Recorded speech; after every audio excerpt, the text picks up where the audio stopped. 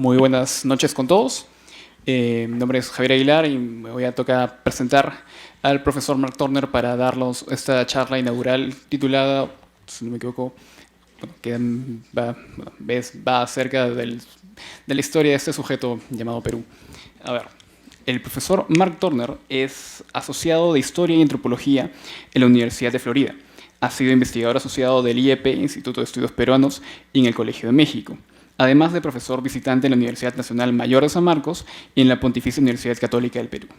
Recibió su doctorado en Antropología e Historia de la Universidad de Wisconsin-Madison en 1993, su maestría de la misma universidad en 1987.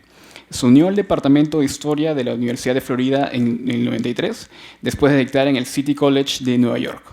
Entre sus libros están El nombre del abismo, Meditaciones sobre la historia de la historia, Instituto de Estudios Peruanos 2012, Histories Perú, The Poetics of Colonial and Postcolonial Historiography, University Press of Florida 2011, Republicanos Andinos, de Instituto de Estudios Peruanos en el 2006, luego Sebastián Lorente, Escritos Fundacionales de Historia Peruana, en la Universidad Nacional Mayor de San Marcos en 2005, After Spanish Rule, Postcolonial Predicaments of the Americas, en Duke en 2003, y From Two Republics to One Divided, Contradictions of Postcolonial Nation Making in Andean Perú, en la Universidad de Duke en el 97. Ha dictado recientemente seminarios de posgrado sobre teoría postcolonial, sobre historia hispanoamericana postcolonial y sobre historiografía. También ha dictado cursos sobre museos, nacionalismo, revolución e historia de los Andes y de México. También enseña temas de historia latinoamericana moderna en su universidad. El profesor Turner ha recibido el Norman Wilensky Award for Excellence in Graduate Teaching del Departamento de Historia de la Universidad de Florida. Asimismo, sus méritos le han hecho merecedor de prestigiosas becas como la Fulbright Hays Faculty Research Abroad Award, 2 veces, entre tantos otros méritos. Su labor ha sido fundamental para el Departamento de Historia de la Universidad de Florida. Es un miembro activo del Centro de Estudios Latinoamericanos de la misma universidad y profesor del Departamento de Antropología. Actualmente se encuentra trabajando en 2 investigaciones importantes sobre la historia de los museos y la historia de la historiografía de la independencia nacional de Latinoamérica. Bueno, sin más, lo dejo con la ponencia del profesor Turner. Gracias. No voy a mencionar muchos nombres, solamente Jorge Juan y Antonio de Ulloa, ¿no? Me hace pensar, Jorge Juan, realmente ha sido muy grato y es un placer estar acá. Sobre todo un gran honor de haber sido invitado por los estudiantes, ¿no? Que es creo que el mejor honor para un profesor. Hoy no voy a hablar de la historia propiamente dicha, sino de la historia de la historia. En el fondo, mi propósito es darles razones para estudiar la historia de la historia, no solo para informarse de los antecedentes de la disciplina, sino porque creo es la única manera de llegar a comprender qué es la historia y de ahí a producir teoría de la historia. ¿Para qué producir teoría de la historia en el sur? Se ha dicho que toda historia es historia europea, porque toda teoría de la historia es europea. No solo en el sentido de ser inventado por un europeo, sino en el sentido mucho más profundo, en que la idea misma de historia no es más que una huella de la autobiografía europea. Hasta cierto punto esto es cierto. En todas partes, la historiografía profesional y las ciencias sociales han sido esclavas de escuelas europeas. Sin embargo, esta situación no es simplemente una cuestión de poder o del colonialismo del saber. Hay otra razón. Casi todas las teorías modernas de la historia y de la sociedad se han derivado de una historia de la historia europea. Sin embargo, no siempre fue así. Y la prueba está en la historia de la historia, como bien decía Nietzsche y también Heidegger.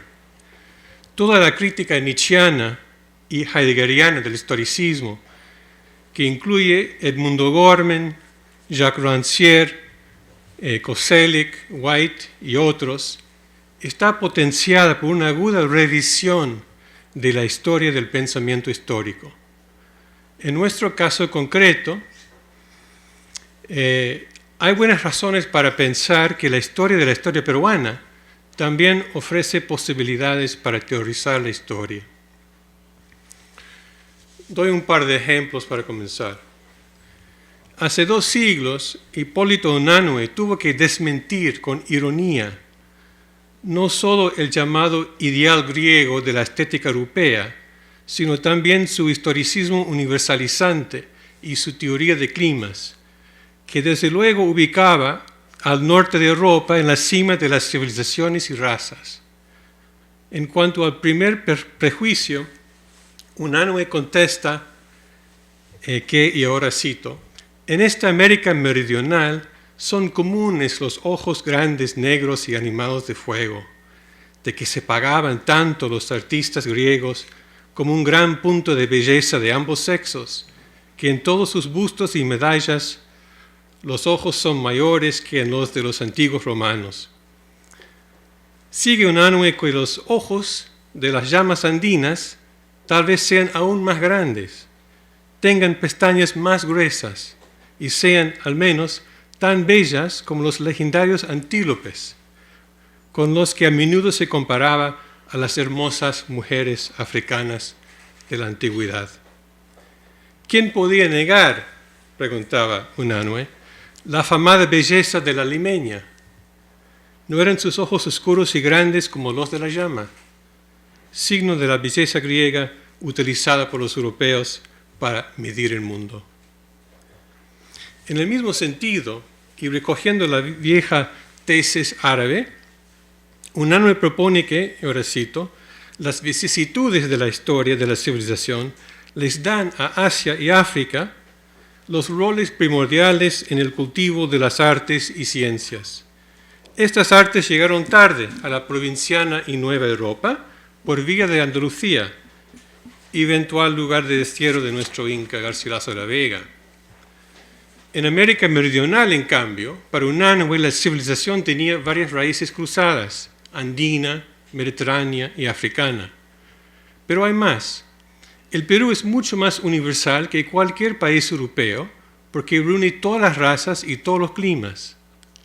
Estos elementos, concluye, son bases firmes para brindar grandes esperanzas no solo al Perú, sino a las otras tres cuartas partes del mundo, es decir, Asia, África y América. O sea, Unanue torsiona argumentos europeos para dar lugar a una historia global diferente.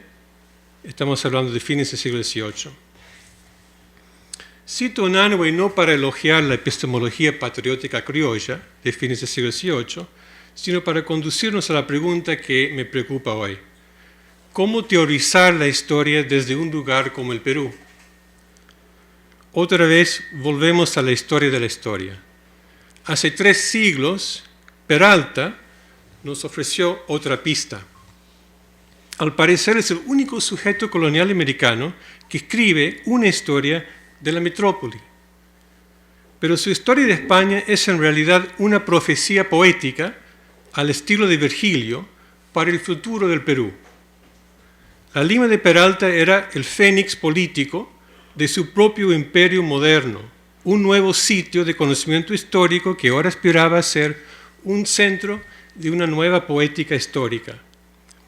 Peralta liberó a la historia del príncipe para que la historia peruana fuera el producto poético de su propia hechura, es decir, un dominio soberano de crítica y prognosis que podía guiar al Perú a ese futuro que era su propia herencia. La poética colonial de Peralta lograba algo similar a lo que el discurso de la historia alemana logró en otro lenguaje varias décadas después. Escribiendo en el periodo 1720 y 30, Peralta convirtió la historia de la vieja tradición del Libro de los Reyes en un sustantivo colectivo singular o concepto soberano de prognosis manifestado en la carrera de Lima, aunque a través de medios poéticos y trabajando dentro del campo semántico latino y hispano del nombre historia. Las reflexiones poéticas de Peralta sobre la historia registraban la antigua polémica aristotélica entre histórica, lo que es, y poética, lo que debería ser. Como Aristóteles, Peralta asigna a la poética un valor más alto, pues ésta es más universal que la histórica. La poética es superior o más majestuosa que la histórica, porque incluye las condiciones de lo posible, es decir, el debería ser y no meramente lo que es. La poética es pronóstica expansiva y no meramente descriptiva de lo que ha sido. Por eso el poeta Virgilio es el historiador modelo de Peralta. Ahora, el gesto colonial de Peralta es hacer poética histórica y el medio para ese fin, que no es un fin per se, sino un medio sin fin para un futuro sin fin, es convertir la figura soberana del príncipe en la figura soberana de una historia cuyo locus de enunciación es Lima. Liberado así de la figura del príncipe, la copia poética llamada historia podía estar disponible para la imaginación peruana como el sujeto soberano y fuerza de su propio futuro, como el hacedor de su propia herencia. Cabe mencionar que la teoría de la historia de Peralta compartía muchos elementos con la de otro historiador periférico del Imperio Español. Me refiero a nada menos que Giambattista Vico. La pregunta entonces, ¿cómo teorizar?, es hasta cierto punto lo mismo que preguntar cómo filosofar. Para Nietzsche y Heidegger, tanto como para Foucault y Deleuze, se trata sobre todo de lanzarse a la aventura intelectual de nombrar. Y según Rancière, nombrar sujetos en un salto al vacío es la inevitable tarea de todo historiador. Hay entonces una relación oculta y profunda entre teoría y historia, y que consiste en nombrar y renombrar sujetos. Y esta relación es ampliamente manifestada en la historia de la historia peruana.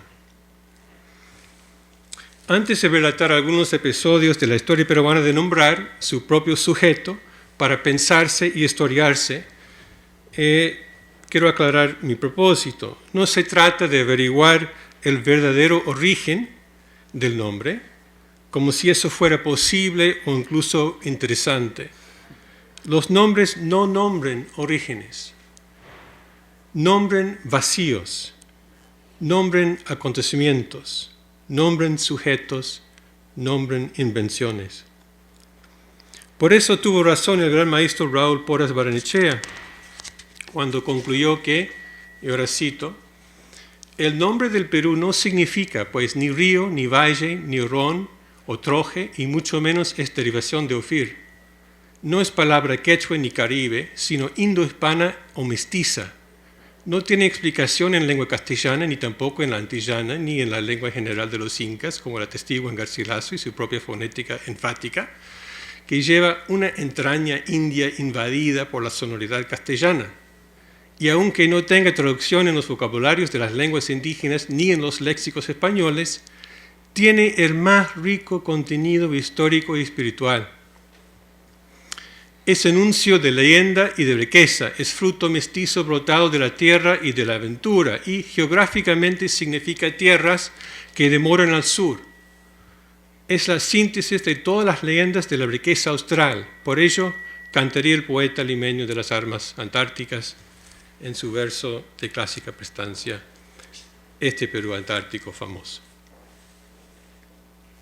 O sea, lo que el nombre Perú nombra es mucho más que un país o una nación, tal como se entiende esos conceptos hoy en día. Entre las muchas riquezas del sur, debemos contar también el mismo nombre Perú.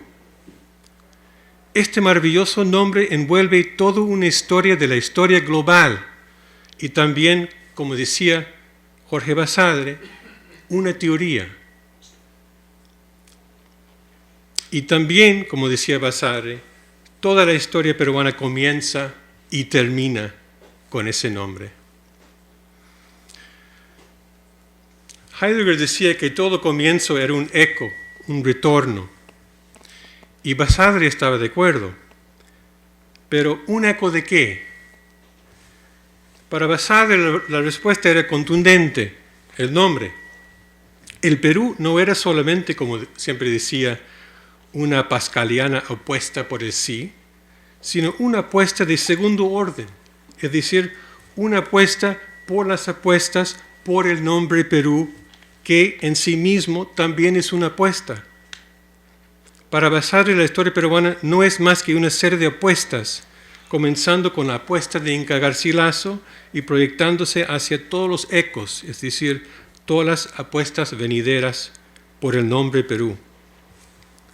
Sin embargo, para Basadre, el Perú como nombre y como hecho social nace en un abismo de la historia. ¿De qué se trata entonces ese abismo de la historia que abre paso a las apuestas por el nombre? ¿Cómo es que el abismo sea la fuente del eco?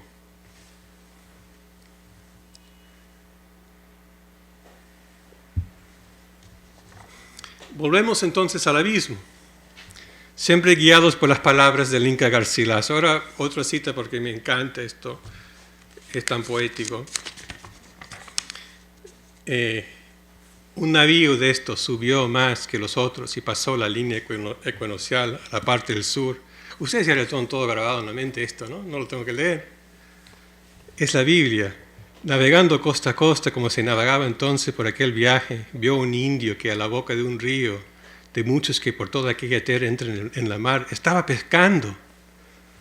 Pasaron con el navío por delante el indio y los españoles, le preguntaron por señas y por palabras qué tierra era aquella y cómo se llamaba. El indio, por los ademanes y meneas que con manos y rostro le hacían como a un mudo, entendía que le preguntaban, mas no entendía lo que le preguntaban. Y a lo que entendió qué era el preguntarle, respondió aprisa, antes de que le hiciesen algún mal. Y nombró su propio nombre, diciendo Perú. Y añadió otro y dijo Pelú. Quiso decir, si me preguntáis cómo me llamo, yo me digo Perú, Perú. Si me preguntáis dónde estaba, digo que estaba en el río. Los cristianos entendieron conforme a su deseo, imaginando que el indio les había entendido y respondido a propósito, como si él y ellos hubieran hablado en castellano. Y desde aquel tiempo, que fue el año de 1515 o 16, llamaron Perú aquel riquísimo y grande imperio, corrompiendo ambos nombres, como corrompen los españoles casi todos los vocablos que toman del lenguaje de los indios de aquella tierra. Llamaron después Perú a todo lo que hay desde ahí, que fue lo más principal que ellos señorearon.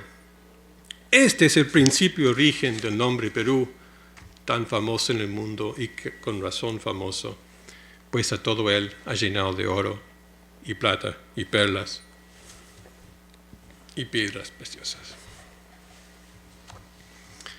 Para el Inca, el nombre Perú era obviamente erróneo, así como manifiestamente verdadero, pues era una predecible corrupción de palabras hecha irresistiblemente verdadera por la historia del uso de las palabras.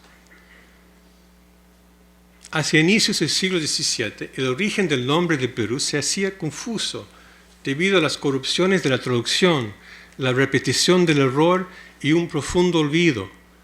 Entre las varias versiones tempranas del origen del nombre, la más notable y informada fue la del cronista fantasma y intrépido jesuita mestizo padre Blas Valera. Este había sostenido que el nombre no era propio, sino una corrupción española del término quechua peruá, que quiere decir granero. A pesar de su gran admiración por los escritos históricos de Blas Valera, la fuente perdida de gran parte de su propia historia, el Inca rechazó esta versión mediante objeciones históricas y lingüísticas. Y aquí es la parte interesante. Peruá no podía ser el origen de Perú, ya que al momento de ser acuñado, los españoles aún no habían penetrado en el interior del espacio tributario runa, gobernada por los incas, donde se hablaba runasimi, y por lo tanto no podían haber encontrado esa palabra, ni aquello que ella nombraba. Las primeras embarcaciones españolas, recordaba el Inca, habían desembarcado en el extremo norte de la bárbara región costeña, donde se hablaba yunga o lengua moche, llevando la controversia al terreno de las probabilidades lingüísticas disponibles en el momento del primer acto de enunciación del nombre. El Inca Garcilaso ofreció una versión alternativa, aparentemente basada en su conocimiento de segunda mano de la lengua yunga de Tierras Bajas. Anotaba que es de saber que el nombre Pelú en el lenguaje de aquella provincia es nombre apelativo y significa río en común. Dado este uso, y ya que los testimonios históricos sugerían que los españoles habían desembarcado cerca a la boca de uno de estos ríos, era probable que este nombre yunga para río estuviera implicado en el acontecimiento del descubrimiento español. Pero esa era una prueba insuficiente, puesto que los españoles, sin conocer el yunga, no podían haber sabido que el río era llamado Pelú. Entonces los españoles habrían encontrado en la boca de ese río y llevado a bordo a un aturdido indio bárbaro que hablaba yunga. El nombre propio de ese bárbaro era Berú. En teoría del sujeto y en ser y acontecimiento, el filósofo francés Alain Badiou elabora con precisión matemática una teoría del sujeto que parte del antiguo concepto del vacío que funda, propia de la filosofía y teología negativa. Esta noción, que se remonta a Aristóteles, ha sido renovada en nuestros tiempos principalmente por el filósofo italiano Giorgio Agamben, sobre todo en su ensayo sobre el lenguaje y la muerte, pero también en su teoría del sujeto soberano como estado de excepción. La idea es que los nombres propios están, en teoría, vacíos, pero no en el sentido común de la palabra. Para Badiou existe una especie de acontecimiento por el cual se abre un abismo y luego el nombre propio llega a marcar ese vacío en una especie de eco, y es en realidad ese eco o torsión lo que funda un sujeto histórico singular. Torciendo la idea de Basadre de que el nombre y hecho social de Perú nace en un abismo de la historia, lo he llamado este evento fundador el acontecimiento abismal. Como ha sostenido Elias Palti, la experiencia del acontecimiento abismal o desastre fue un concepto clave para la filosofía de Nietzsche y nos es familiar. Se puede decir que caracteriza, por ejemplo, la experiencia intelectual de la crisis del marxismo que desde el último tercio del siglo XX seguimos habitando. Tal experiencia es evidente en el pensamiento postestructuralista al que pertenece la teoría del sujeto de Badiou. El concepto, añade Palti, podría también utilizarse para ayudar a la comprensión histórica de desastres o acontecimientos abismales del pasado, hoy enterrados bajo los lugares comunes de la historiografía. Entre ellos, como insistía Edmundo Gorman, la conquista, ¿no?, la colonización o el descubrimiento. En teoría, el acontecimiento abismal no es tanto una conquista ni una colonización de la mente como una disrupción momentánea de la inteligibilidad normal de los signos y el yo. En la teoría de Badiou, esta disrupción abre una fisura ontológica en la estructura de la experiencia, creando una desestructura. La fisura histórica de la desestructura es precisamente el lugar de la marca, el nombre propio. Este nuevo sitio de fisura o lugar del nombre es anterior a lo que he llamado, torciendo siempre a Basadre, el bautismo o acontecimiento bautismal. Un suceso de este tipo ocurre después de que el sujeto sea nombrado en una fisura y por ello se considera secundario. En el acontecimiento bautismal, la fisura nombrada puede convertirse en un sujeto histórico gracias a una recepción interpretativa que, si es positiva, confirma su nombre y genera una adherencia a su promesa o posibilidad como ser. En el lenguaje teórico de Baudouin parecería calificar como un acontecimiento por venir o segundo acontecimiento múltiple. Baudouin sostiene que el segundo acontecimiento está conformado al menos por dos intervenciones de interpretación que suturan la fisura abismal. De estas, la segunda establece el significado de la primera para el sujeto que de este modo se constituye en el intervalo entre los dos segundos acontecimientos sucesivos. En otras palabras, en el esquema de Baudouin, si un sujeto histórico va a dejar su marca en la historia, deberá primero esperar las noticias de la recepción de su nombre propio en un segundo acontecimiento que involucra dos intervenciones interpretativas. En el caso de nuestro luminoso nombre de 4 letras, la confirmación del segundo acontecimiento fue rotunda, inclusive eufórica. Como escribe Basadre, su nombre sonó universalmente como fascinador anuncio de riqueza y de bienestar. En la Europa del siglo XVI, el mero nombre de Perú podía fácilmente evocar imágenes del Dorado.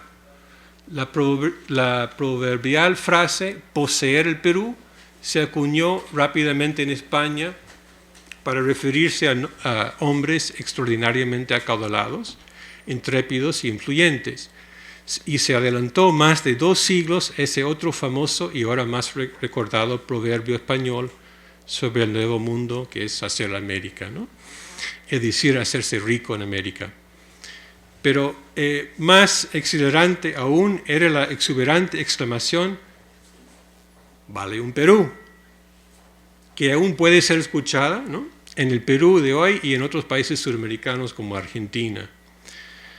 Modificando el esquema de Baudouin para el caso peruano, llamo a la segunda de las 2 intervenciones de este segundo acontecimiento un acontecimiento terciario, ya que se trata de una intervención historiográfica que se puede identificar con los comentarios reales.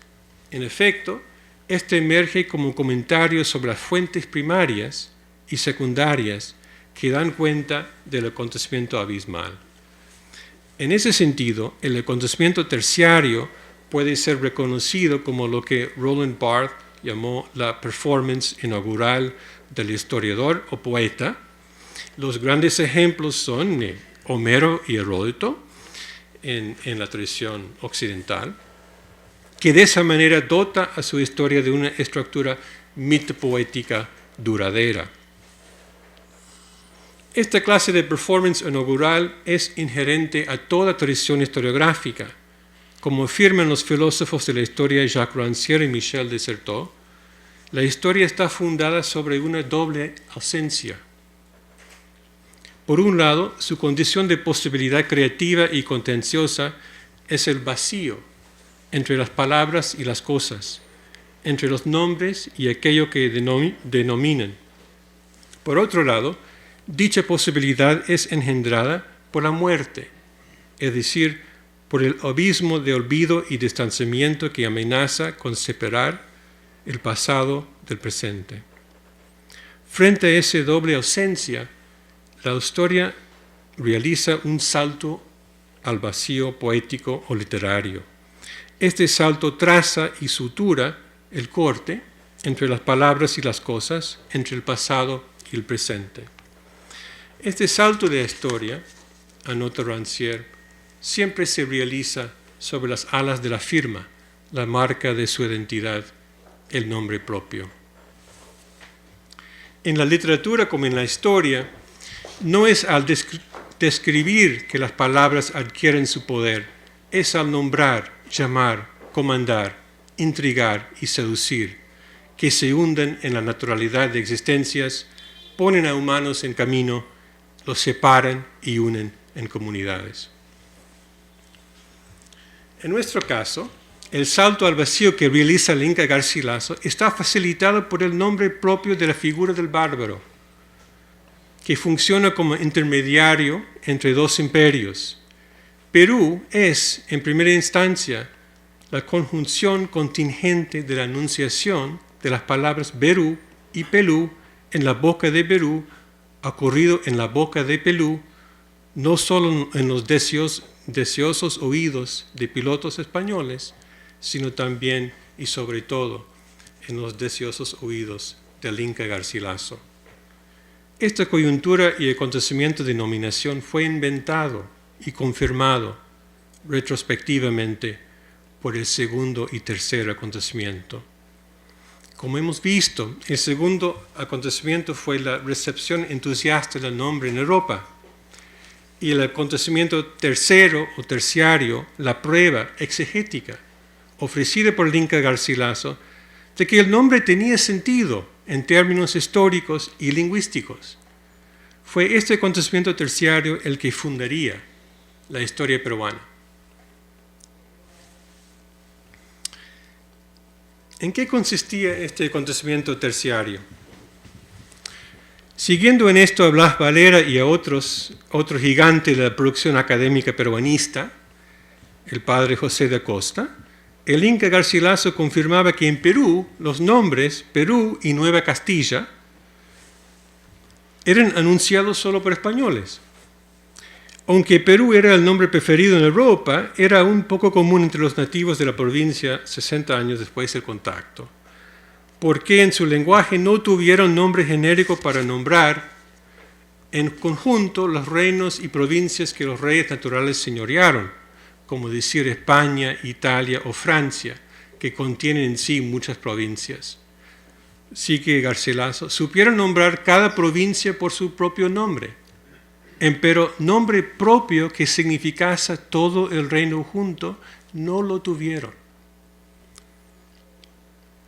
Sin embargo, las cosas eran distintas para los quechua hablantes del centro del reino inca, especialmente para aquellos nobles, como Garcilaso, que alguna vez formaron parte de la casta privilegiada.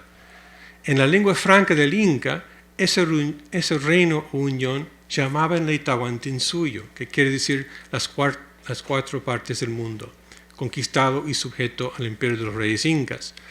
No obstante, dentro de Callisuyo, o parte del mundo imperial, múltiples provincias retenían sus nombres locales en diversas lenguas, y estos eran los conocidos por los nativos de las provincias.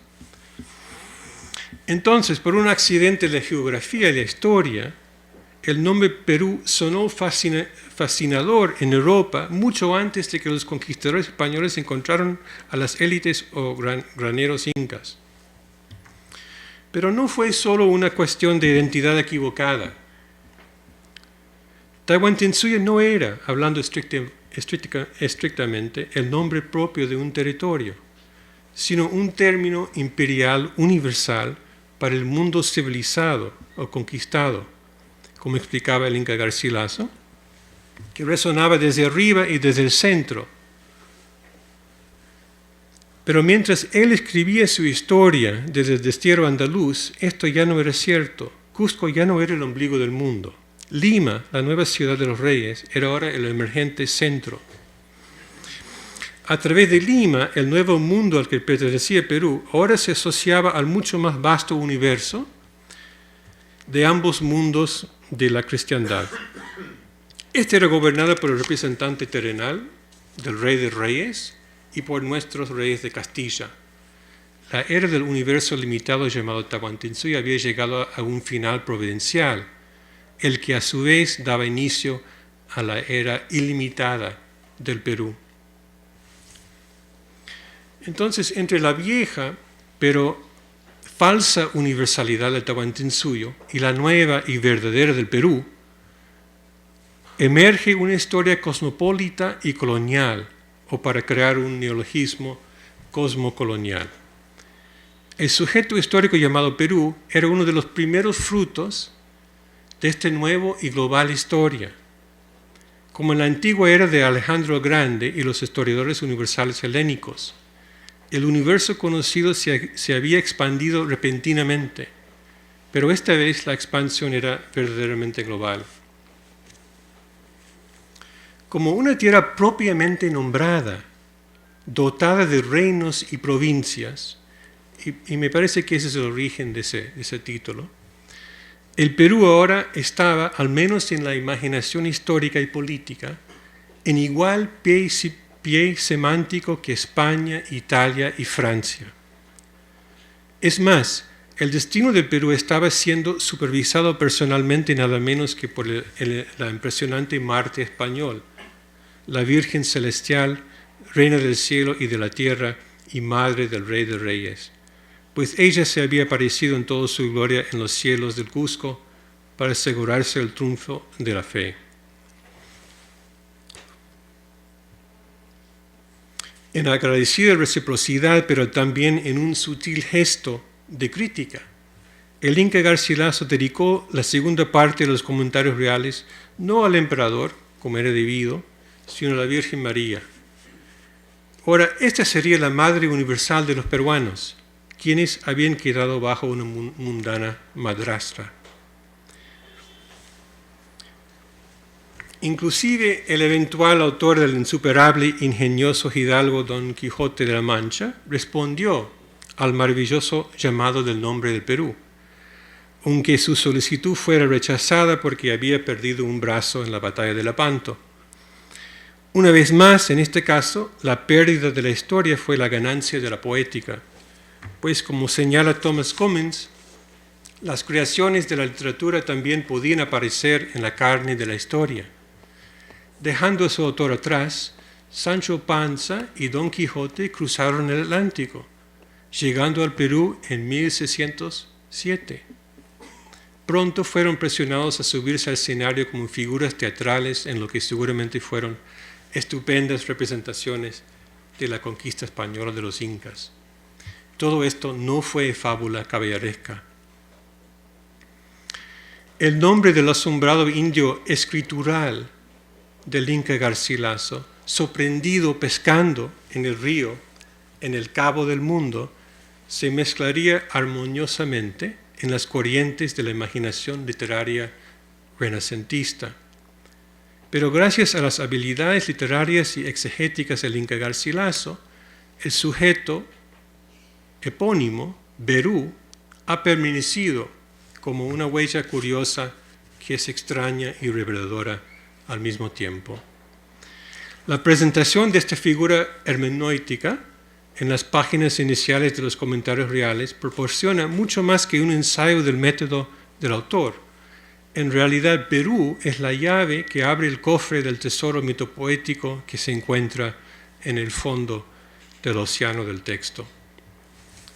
La mencionada figura y la ansiosa enunciación de Berú no solo marcan el límite lingüístico del entendimiento español y la naturaleza bárbara del primer encuentro, sino que en las manos del Inca Garcilaso se convierten en la performance inaugural de la historia peruana.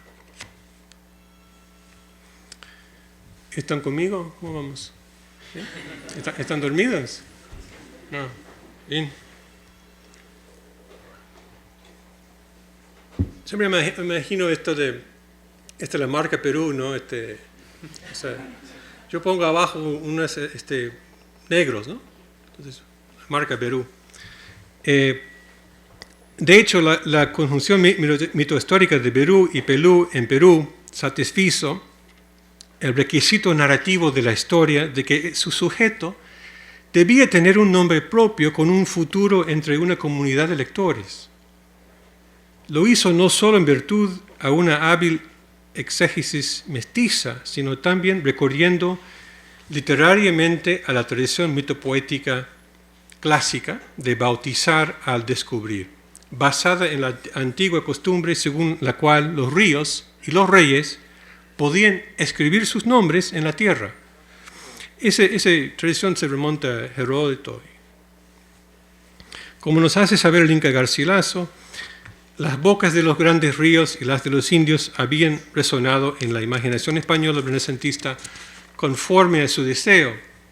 Ahora, está claro que ese deseo no era una señal de la ignorancia de los primeros pilotos, ¿no? como asumimos. En realidad, la fuente de la ignorancia somos nosotros. Desde académicos y diccionarios prestigiosos hasta los multitudinarios turistas de la New Age, nos quieren hacer creer que los nombres indias y indio son errados términos colombinos que luego se convirtieron en epítetos prejuiciosos, ¿no? Bajo el dominio colonial español. El problema con esta interpretación es que ambos nombres se convirtieron en términos equivocados y señales de prejuicio solo recientemente, y por tanto corresponden a formas recientes de reconocimiento histórico, como bien insistía Edmundo O'Gorman.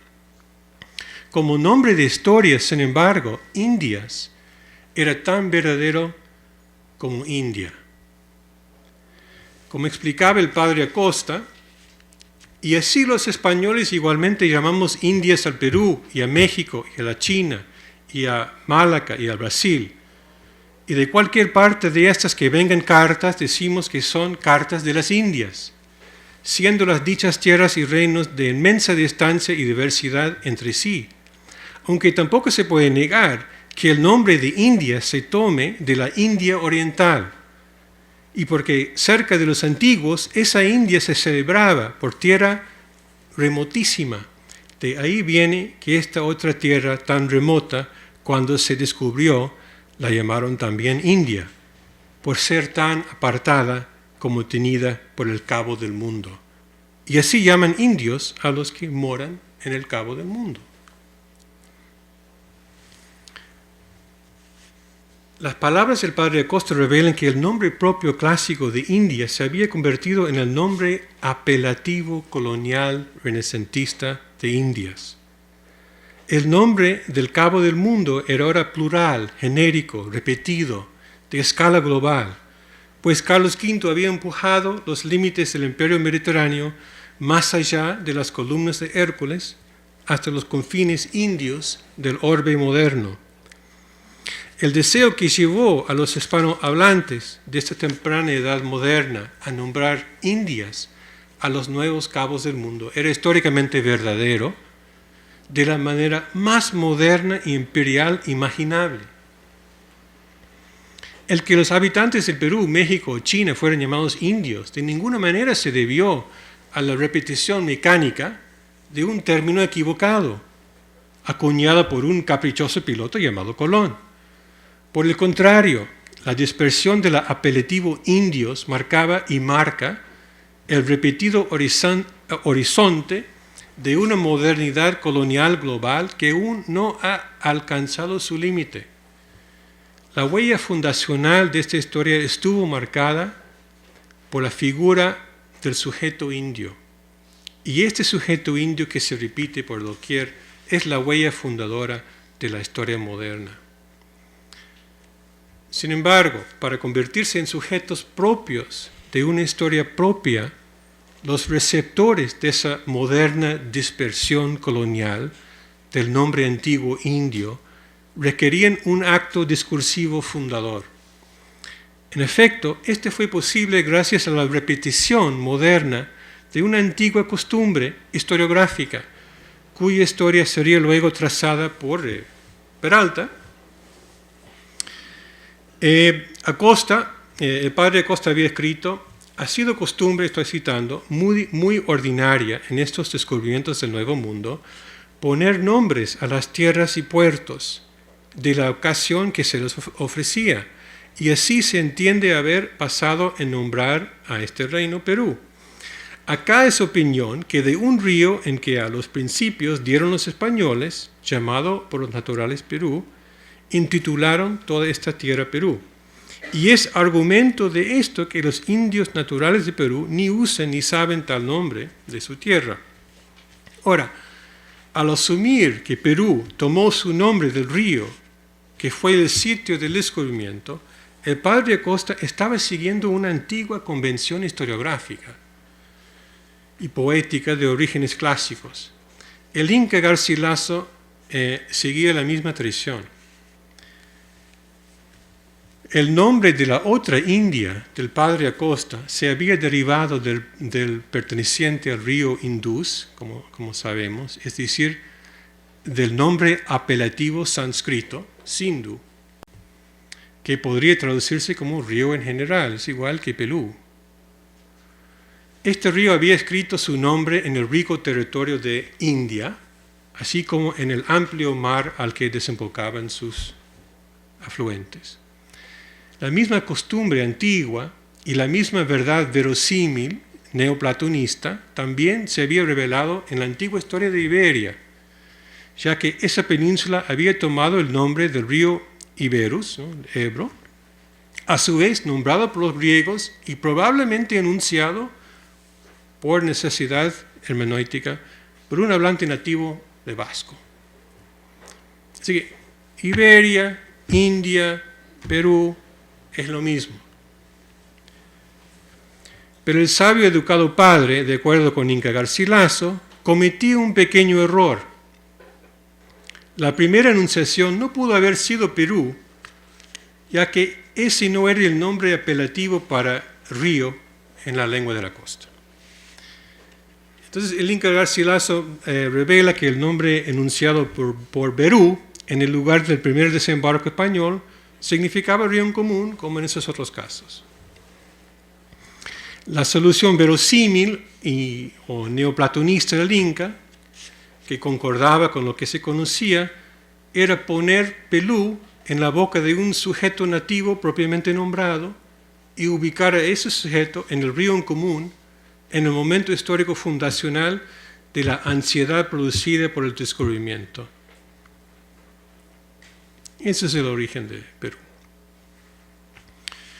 Como producto híbrido y coyuntural de la ansiosa enunciación de Perú, tanto de su propio nombre como del apelativo de río, el Perú del Inca Garcilaso era tan impuesto como natural. En De Lingua Latina, libro aparentemente conocido por el Inca, el estudioso romano Marcus Terentius Varro había, aquí cito, distinguido entre los nombres impuestos por las cosas por orden o voluntad y los nombres que surgían de la naturaleza. Solo existen dos tipos de origen de palabras, decía Varro: imposición y inflexión. El primero es como la fuente, el segundo como el río. Perú fue impuesto por los españoles, pero solo en el sentido de que resonaba con un auténtico nombre propio pronunciado en un lugar oracular, natural, en la lengua original y en la ocasión del descubrimiento. Al resonar con estas nociones clásicas, la interpretación del Inca Garcilaso se volvió la versión canónica. En realidad, la exégesis de Garcilaso y su sutil giro de palabras sobre la escena primaria del contacto regresen la autoría del nombre del Perú a una conjunción de papel entre el nombre propio ficticio de un mal hablado y malentendido indio bárbaro y el nombre en yunga del lugar descubierto por españoles. El epónimo bárbaro es el testigo ocular original de este acontecimiento abismal. El lugar universal de este suceso es el río en común, oracular, situado en el cabo del mundo, que ahora era el repetido horizonte colonial de la historia universal, y su nombre era Indias. Ahora, esta conjunción en el cabo del mundo era propiamente escuchada y escrita por el historiador cosmocolonial, como receptor de la anunciación de Perú y como escritor comentarista de la historia imperial española. La voz, el oído y los ojos del Inca se movían entre el tiempo abismal de la anunciación de Perú y el tiempo de su propio discurso. al enlazar ambos tiempos, hizo que el nombre del Perú fuera verosímil en el lenguaje de la historia universal renacentista, así como en el del propio imperio peruano, que ahora era reclamado retrospectivamente para una futura historia peruana como la verdadera patria del historiador mestizo en el destierro. Consecuentemente, el eclipse del nombre Tahuantinsuyo fue una pérdida facilitadora para el Inca Garcilaso. Su historia aceleró la muerte de ese nombre, transfiriendo esa pérdida al nuevo y universal sujeto de historia llamado Perú. La historia peruana nació en esa transferencia freudiana. Como toda performance inaugural, la del Inca Garcilaso presupone un entendimiento con un objeto perdido, una interdicción en la muerte que la hace posible. Aquí el habla es lo que resucitaría ese objeto perdido, pero en realidad este solo puede recuperarse en una vida posterior de papel, como saldo de una especie de hipoteca que la historia tiene con la vida. El objeto perdido es el hallazgo exegético de un trabajo de duelo, por lo que la historia de Garcilaso es una labor de muerte y una labor contra la muerte. Como ha sostenido Dessertó, toda labor contra la muerte siempre deja una huella permanente de un inicio que es imposible recuperar, tanto como olvidar. El nombre Perú es precisamente una huella permanente del acontecimiento abismal, del nacimiento de la historia moderna. A su manera, voy a terminar, ¿sí? Con Basadre, ¿está bien? Entonces volvemos un poco ahí y ya. A su manera, Basadre reconoció este hecho. Es increíble porque Basadre es el que me hizo entender Garcilaso. Es raro, ¿no? El dominio semántico o totalidad llamado Perú en Basadre se divide necesariamente en elementos históricos, ehistóricos y antihistóricos, que, aunque al ser tomados en conjunto, pueden sugerir un cierto repertorio o estilo peruano de devenir, pero que están en realidad y en teoría, estos tres elementos, ¿no?, en guerra perpetua. Esta guerra se lucha de manera más aguda tal vez en el alma ansiosa del historiador. No hay un alma más ansiosa que el Basadre, no se puede imaginar, cuya entrega centrífuga para con su propia apuesta por lo histórico, ¿no?, el devenir unificado y auténtico de Perú, y por ello contra lo histórico, que él llamaba todo lo que es heterogéneo en el Perú, confirma la verdad de su propia historicidad como sujeto que conoce y escribe.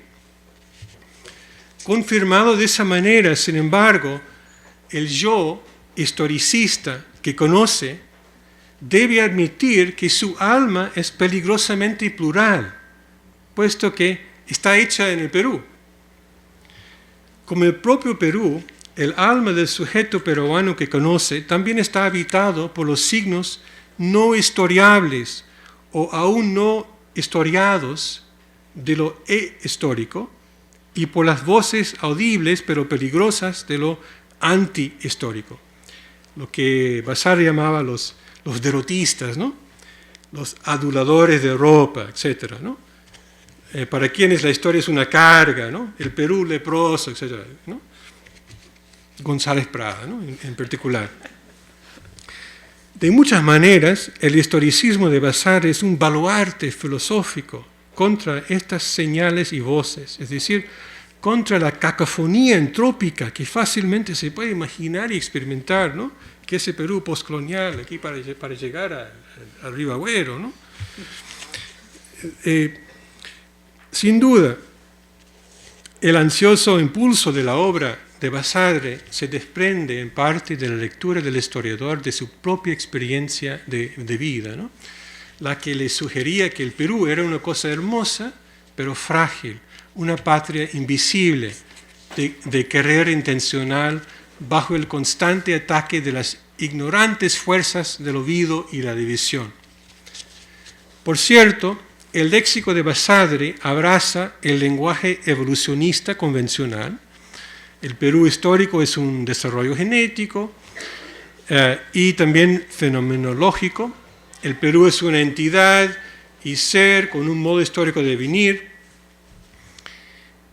Todos estos que son conceptos del historicismo filosófico alemán, italiano, clásico, ¿no? Vico, Herder, Ranca, y también tardío y finalista, Droysen, Dilthey, Meinecke, Croce, etc.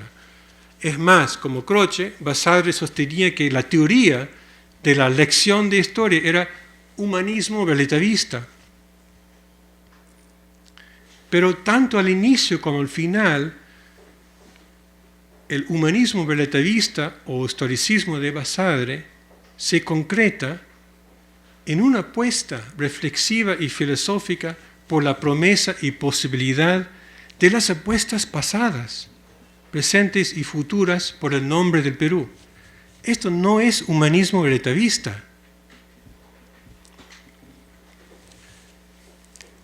Para darle a la totalidad llamada Perú un modo historicista de devenir voluntario, Basadre se vio obligado a configurar su Perú no solo como lo histórico, que es lo que él quería, sino también como lo histórico y lo antihistórico, pues estos dos últimos elementos proveen la sinrazón fundacional o materia prima para lo histórico. En otras palabras, el unificado sujeto nacional de conciencia en devenir, llamado Perú, es por definición histórico. Y la tarea del historicismo, o verdadero nacionalismo, que decía Basadre, es contribuir a la formación de ese sujeto nacional unificado, elevando la conciencia de los elementos históricos y antihistóricos del Perú, es decir, de la sin razón histórica fundacional del Perú, ¿no? Los estudiantes, por ejemplo, ¿no? Aunque desde la perspectiva de la historicidad reflexiva del sujeto que conoce y escribe. Consecuentemente, la razón de ser del historicismo y del sujeto nacional llamado Perú no es la sinrazón histórica, sino, y ese es el punto final, la sinrazón histórica, es decir, la poética del abismo del nombre, sin la cual no existe medio negativo alguno para devenir hacia un destino. Ese es el motivo por el que, para Basadre, el aún no del Perú no es algo que debe ser lamentado, sino algo tremendo. Un llamado conmovedor a escribir y hacer historia, cuyo propósito es hacer sujetos historicistas o históricos. Las últimas reflexiones filosóficas de Basadre revelan que no puede existir final para ese medio, porque eso sería el fin de la historia y el fin del Perú. Ese es el motivo por el que el historicismo de Basadre, como el propio Perú, no tiene cierre ni un ancla segura que no sea el nombre propio del Perú. Así, el pensamiento historicista de Basadre sobre el sujeto dividido del Perú constantemente se topa con sus propios límites nominales y autorreferenciales. Estos límites no solo revelan los efectos autoafirmativos o reflexivos de la máxima crociana, que es toda historia verdadera, es historia contemporánea, ¿no? Y la historia es todo lo que hay, y la apuesta pascaliana, ¿no? Las probabilidades expansivas de la apuesta positiva por la existencia de Dios, es decir, por el sujeto maestro o soberano que hizo crear todo de la nada. O sea, no es solo eso sobre el Perú, sino también el siempre amenizador, pero poético abismo de olvido y heterogeneidad que se encuentra en el mismo nombre. En sumo, la configuración que hace Basadre del Perú desinfla la certidumbre moderna de que la historia lo es todo. En eso se basa todo el pensamiento histórico del siglo XX.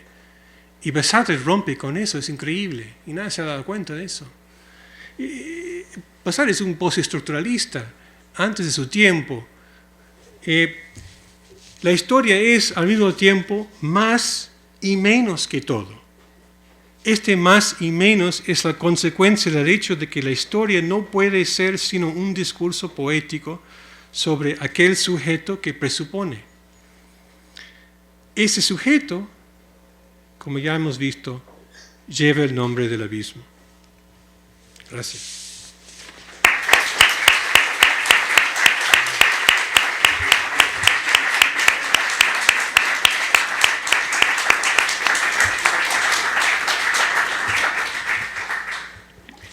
Bueno, de esta manera damos por concluida la mesa inaugural.